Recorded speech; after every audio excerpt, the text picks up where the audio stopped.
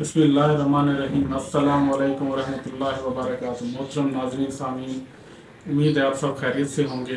आज का जो हमारा वीडियो बनाने का मकसद है वो ये है कि कुछ ख़वातीन पूछती हैं कि हमारे लिए तरावियाँ पढ़ना जायज़ है या नाजायज़ है, या किस तरीके से पढ़नी चाहिए हमें। इस बारे में हमारे साथ तशरीफ़ फरमाए हाफ़िज़ मोहम्मद इमरान साहब, उनसे बात करते हैं। आप सब क्या कहते हैं इस बारे में, आप ख़वातीन के तरावी के बारे में? वालेकुम सलाम वरहमतुल्लाहि वबरकातुहू। जी माशाल्लाह, आजकल ये सवाल बहुत सुनने को मिलता है। मस्तूरात ख़वातीन ये पूछती हैं कि तरावी कितनी पढ़नी चाहिए और इसकी मिक़दार क्या है और हमें पढ़नी चाहिए या नहीं पढ़नी चाहिए। इस बारे में आज एक सवाल मुफ्ती तारिक मसूद साहब का भी सामने से गुजरा है।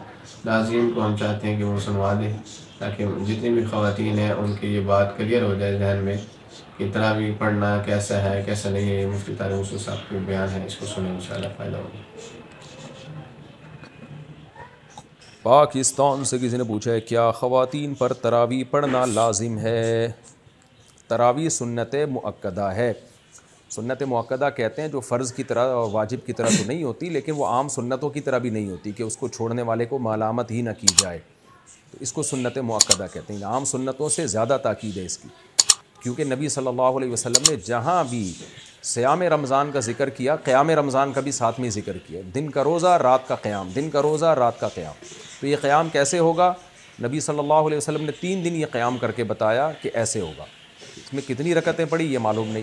फिर हज़रत उमर रज़ी अल्लाह ताला अन्हु के अमल से हमें पता चला कि भाई वो इस तरह से 20 रकतें होंगी, क्योंकि फिर पूरी दुनिया में हज़रत उमर ने इसी को राइज किया और चारों इमामों का इस पर इत्तिफ़ाक़ हुआ कि 20 रकत से कम तरावी नहीं है। तो इससे पता चला कि ये जो क़याम रमज़ान है ना, यही तरावी है और कम से कम ये 20 रकतें हैं। तो इसलिए, और ये सुन्नत मुअक्कदा है क्योंकि ये बहुत ज़्यादा ताकीद है।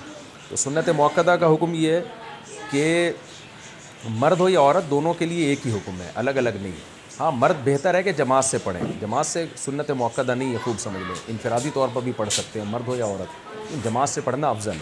क्योंकि हज़रत उमर ने जमात कायम की थी, और इसलिए ताकि कुरान ख़त्म हो लोगों का। जिनको कुरान पढ़ना आता है वो जमात कराएं, जिनको नहीं आता वो कारी के पीछे सुनें। तो अब ख़वातीन पे तो मस्जिद की जमात फ़र्ज़ नमाज भी लाजिम नहीं है, तो तरावी कहाँ से लाजिम होगी? इसलिए ख़वातीन बेहतर है घर में तरावी पढ़ें। मस्जिद जाना चाहें तो हमारी राय तो यही है कि इस ज़माने में उनको मस्जिद जाने की भी इजाज़त है, हदीस में इसकी सबूत मिलता है। और तरावी में तो हमें मिलता है कि असलाफ़ अपने औरतों को भी तरावी की नमाज़ में लाया करते थे। तो लेकिन बहरहाल सुन्नत मुअक्कदा ये है कि पढ़ लें आप। जमात से पढ़ना सुन्नत मुअक्कदा नहीं है, घर में पढ़ना ज़्यादा अफजल है। तो आप घर में तरावी पढ़ें, 20 रकत पढ़ें। और सुन्नत मुअक्कदा का हुक्म ये है कि कभी कभार छूट जाए तो इंशाअल्लाह गुनाह नहीं, कोई हरज नहीं हो, उसमें कोई गुनाह नहीं मिलेगा। और अगर किसी उज़र से छोड़ दें तो वैसे ही कोई हरज नहीं है, क्योंकि फ़र्ज़ वाजिब बहरहाल नहीं। तो बहुत ज़्यादा थकावट हो तो छोड़ी जा सकती है, और कभी थकावट ना भी हो तो कभी वैसे ही भी छोड़ी जा सकती है, लेकिन कंटिन्यू छोड़ने की आदत ना बने। लेकिन वैसे एक जनरल नॉलेज के लिए बता दूं, जो पढ़ते हैं प्रॉपर पढ़ते हैं, जो नहीं पढ़ते फिर वो छोड़ते ही हैं। ये तरावी ऐसी चीज़ नहीं है 2 दिन पढ़ ली 1 दिन छोड़ दी। तो जो ऐसे करता है वो फिर छोड़ ही रखता है। तो जो पढ़ते हैं वो कंटिन्यू पढ़ते हैं। तो नबी सल्लल्लाहु अलैहि वसल्लम ने जब बहुत ज़्यादा तरावी की फ़जीलत बयान की है, क़याम रमज़ान की फ़जीलत बयान की है, जिसको बाद में असलाफ़ ने नाम तरावी का दिया, तो आपको चाहिए कि इससे क़दर अदर कि ये सुन्नत मुअक्कदा है या गैर मुअक्कदा, आप ये फ़जीलत हासिल करें। क्योंकि शायर ने कहा, तमत्ता मिन शमीम आरारी नजदिन फमा बादल आशियत बिन आरारी, कि खुशबू होती है जैसे रात की रानी की खुशबू, ये रात के बाद ख़त्म हो जाएगी। तो तरावी की फ़जीलत भी रमज़ान के बाद ख़त्म।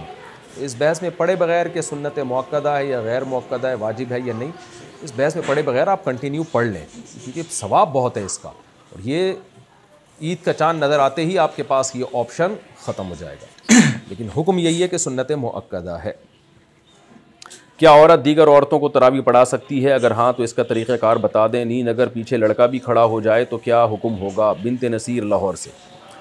औरत की इमामत में अगर लड़का पीछे खड़ा हो जाए तो उस लड़के की तो बहरहाल नमाज नहीं होगी, क्योंकि मर्द को तो मर्द ही इमामत कर सकता है।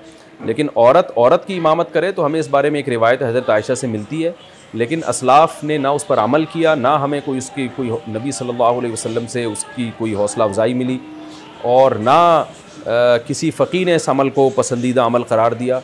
यही वजह है कि खुलफ़ाए राशिदीन के दौर में भी ऐसा नहीं हुआ, बाद में भी ऐसा नहीं हुआ, और हमेशा मर्द ही इमामत करते रहे हैं।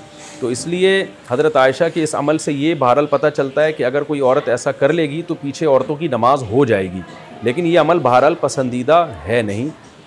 दीगर अहादीस को भी अगर हम सामने रख के देखते हैं, कहीं भी ऐसा नहीं मिलता ना कि नबी सल्लल्लाहु अलैहि वसल्लम ने जमात औरतों की करवाई हो इस तरह से कि औरत को हुक्म दिया। मिसाल के तौर पर आप सल्लल्लाहु अलैहि वसल्लम की जमात मस्जिद से निकल जाती थी, तो आप घर में आगे उम्महात को अपने पीछे खड़ा करके ख़ुद नमाज़ पढ़ाते थे।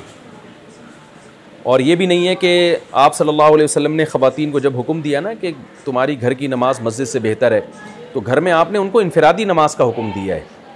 आप ये कह सकते थे कि घर मस्जिद में जमात पढ़ने से बेहतर है तुम घरों में जमात कर लो, अगर इसकी इजाज़त होती ना, जैसे कि आजकल बहुत से स्कॉलर्स फतवा दे रहे हैं कि औरत को नमाज़ पढ़ा सकती है। अगर ऐसा होता कितने, यानी औरतों को फिर घर में इनफरादी नमाज का हुक्म थोड़ी होता, बल्कि औरतों को हुक्म दिया जाता कि घर में अपनी जमात करा लें वो, लेकिन हमें कहीं भी नहीं मिलता।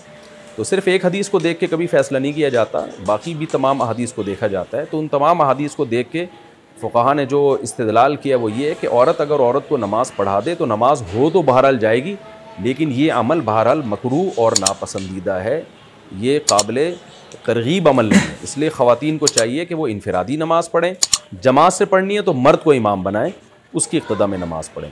और अगर बिलफ़र्ज़ औरत को नमाज़ पढ़ाती है मकरूह होने के बावजूद, वो कहती नहीं शौक़ है उसको पढ़ाने का, तो फिर ख़वातीन इमाम जो है ना वो सफ़ के बीच में खड़ी होंगी, वो आगे नहीं खड़ी होंगी, क्योंकि नमाज में औरत को बहुत ज़्यादा सिमटने का और पर्दे का हुक्म है, एक्सपोज होने की इजाज़त नहीं है।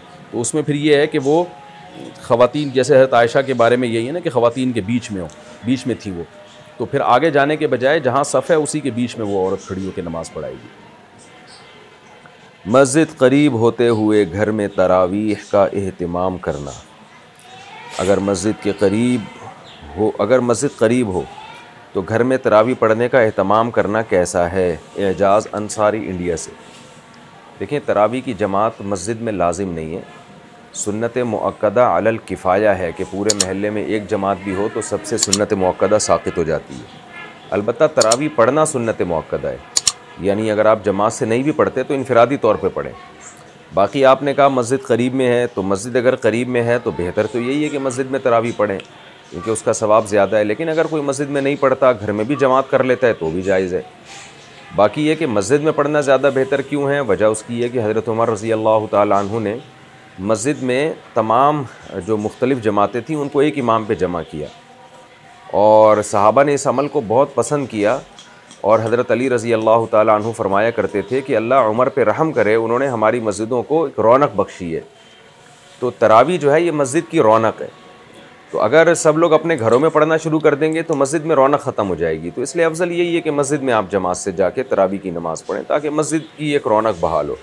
हाँ, हज़रत उमर घर में पढ़ा करते थे, उसकी वजह ये थी कि आप ख़ुद हाफिज़ कुरान थे, तो जो ख़ुद कुरान पढ़ना जानता हो, हाफिज़ हो, तो उसके लिए बेहतर यही है कि वो ख़ुद से पढ़े, तिलावत करे और घर में नमाज़ पढ़े फिर वो, ताकि उसका कुरान मुकम्मल हो, कुरान का दौर हो जाए। लेकिन जो गैर हाफिज़ हैं उनके लिए अफजल यही है कि मस्जिद में जमात से नमाज़ पढ़ें। मस्जिद में नहीं पढ़ते, घर में किसी की पीछे नमाज़ पढ़ लेते हैं तरावी की, तो भी जायज़ है। अलबत्ता यहाँ एक बात खूब अच्छी तरह समझ लें, आजकल ये होने लगा है कि तरावी की जमात मुख्तलिफ़ जगहों पे कायम होती है तो फ़र्ज़ नमाज भी वहीं पढ़ रहे होते हैं। ये बिल्कुल ठीक नहीं है। करीब में अगर मस्जिद मौजूद है तो ईशा के 4 फ़र्ज़ मस्जिद में पढ़ना वाजिब हैं।